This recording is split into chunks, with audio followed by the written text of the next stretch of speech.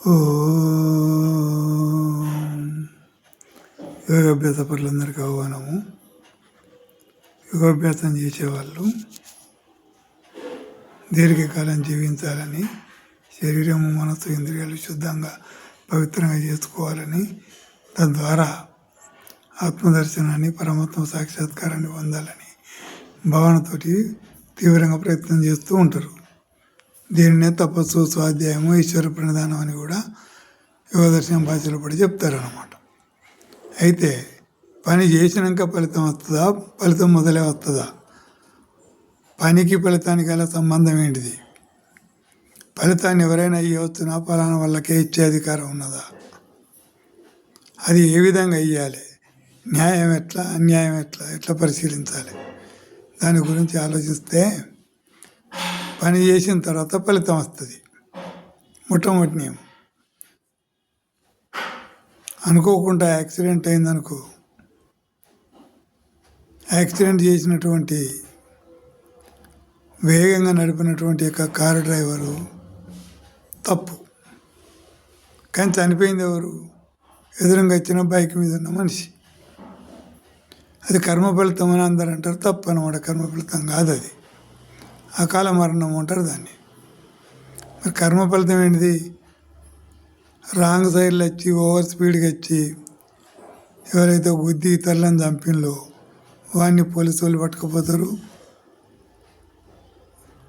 కోర్టులో ప్రవేశపెడతారు. కోర్టుల వాదోపవాదాలు జరుగుతాయి.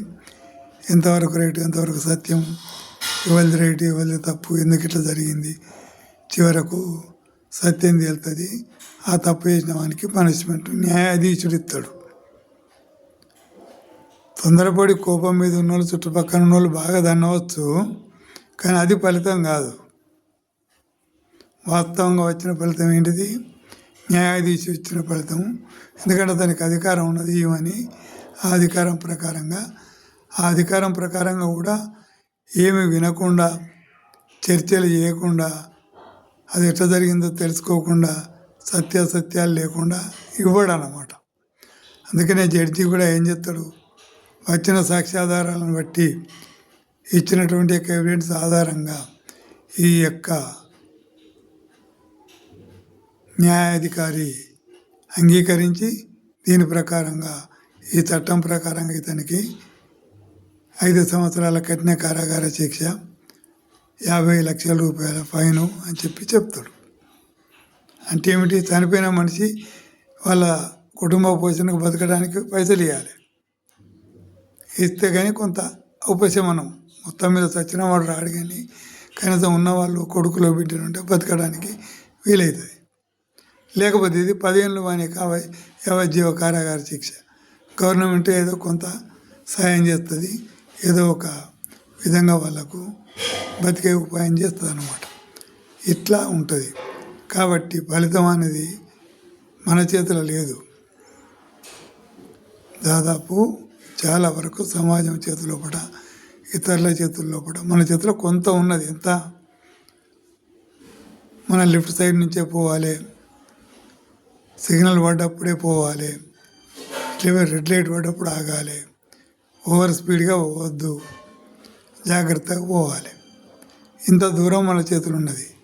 కానీ దీనికి వ్యతిరేకంగా వాడు వ్యతిరేక దిశలో కూడా వచ్చి రాంగ్ రూట్లో వచ్చి ఓవర్ స్పీడ్ తోటి వచ్చి బ్రేక్ పడక టక్కర పెట్టి చంపిండు అనుకో, దానికి బాధ్యులం మనం కాదు కదా. వానికి మళ్ళా పరమాత్మ ఇస్తాడు పనిష్మెంట్.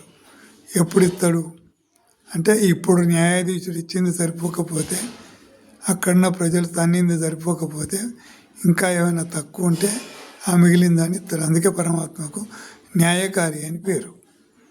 కాబట్టి న్యాయకారి కాబట్టి న్యాయాన్ని చేస్తాడు.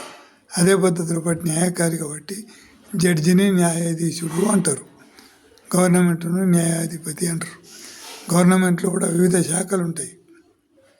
అందులో కూడా న్యాయశాఖ ఒకటి, నేషనల్ ఇన్వెస్టిగేషన్ ఏజెన్సీ ఒకటి, సిఐడి ఒకటి, ఏసీబీ ఒకటి. అనేక రకాల అన్యాయాలు, అక్రమాలు జరుగుతుంటే ఈ సంస్థలు పనిచేసి తగిన సాక్ష్యాధారాలతోటి తగిన విధంగా పనిష్మెంట్ ఇస్తాయి. అది తెలుసుకొని మనం పాటించాలి. దాదాపు 100 రకాల పద్ధతులల్లో అకాల మరణాలే సంభవిస్తాయి. వృద్ధాప్యం వచ్చిన తర్వాత 70-80 ఏళ్ళు దాటినాక చనిపోయడం సకాల మరణం అన్నమాట. అది ఒక విధంగానే ఉంటుంది. మిగిలినవన్నీ కూడా అకాల మరణాలనే పేరు. లోకా సంస్థ సుఖినో భవంతు. Kachipeta Lakshmana Yogacharya, Sadananda colony, road number 1, Bhimavaram. అందరికీ నమస్తే.